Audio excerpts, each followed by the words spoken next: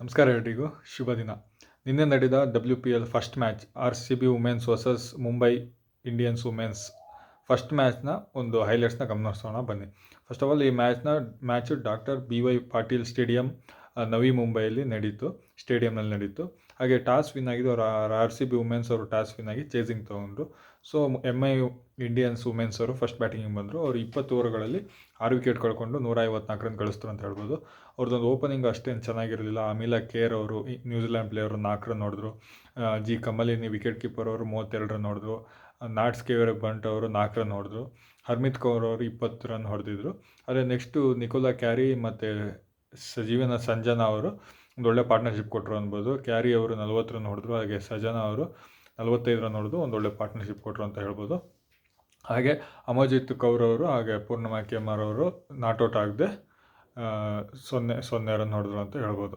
ಇನ್ನು first match ಆಡಿದ Laurel Bell England women player first match ಅವರು ಆಡಿದ್ರು WPLಲ್ಲಿ ಒಳ್ಳೆ ಬಾಲಿಂಗ್ ಪ್ರದರ್ಶನ ಕೊಟ್ಟರು ಅನ್ಬೋದು. 4 ಓವರಲ್ಲಿ ಒಂದು ಮೇಡಿನ್ ಸಹಿತ 14 ರನ್ ಕೊಟ್ಟು 1 ವಿಕೆಟ್ ತಗೊಂಡ್ರು.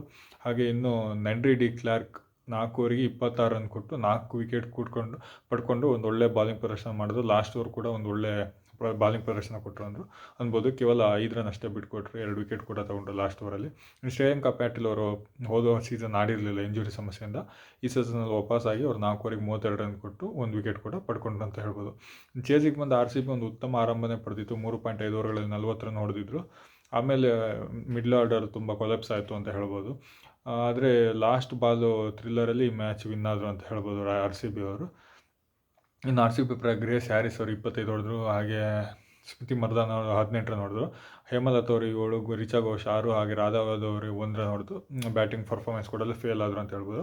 ನೆಕ್ಸ್ಟ್ ನೆಂಡ್ರಿ ಡಿ ಕ್ಲಾರ್ಕ್ 63 ರನ್ ನಾಟ್ಔಟ್ ಆಗದೆ ಒಂದು ಉತ್ತಮ ಬಾಲಿಂಗ್ ಹಾಗೂ ಬ್ಯಾಟಿಂಗ್ ಪ್ರದರ್ಶನ ಕೊಟ್ಟರು ಅಂತ ಹೇಳ್ಬೋದು. ಅವರ ಪ್ರದರ್ಶನಕ್ಕೆ ಪಂದ್ಯಶ್ರೇಷ್ಠ ಕೂಡ ದೊರೀತು ಅಂತ ಹೇಳ್ಬೋದು.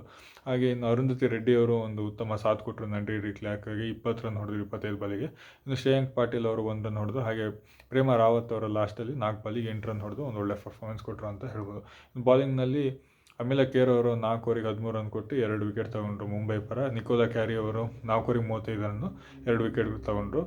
ಆದರೆ ನಾಟ್ಸ್ಕೇವರ್ ಬಂಟ್ ಅವರು 4 ಓವರಿಗೆ 47 ರನ್ ಕೊಟ್ಟು ಒಂದು ಎಕ್ಸ್ಪೆನ್ಸಿವ್ ಬಾಲರ್ ಕೂಡ ಆದರು ಅಂತ ಹೇಳ್ಬೋದು. ಇನ್ನು ಲಾಸ್ಟ್ 2 ಓವರಿಗೆ RCBಗೆ 29 ರನ್ ಬೇಕಿತ್ತು. 19ನೇ ಓವರಲ್ಲಿ ಇಸ್ಮಾಯಿಲಾ ಅವರು ಬಾಲಿಂಗ್ ಮಾಡಿದ್ರು. ಈ ಓವರಲ್ಲಿ 11 ರನ್ ಬಂತು.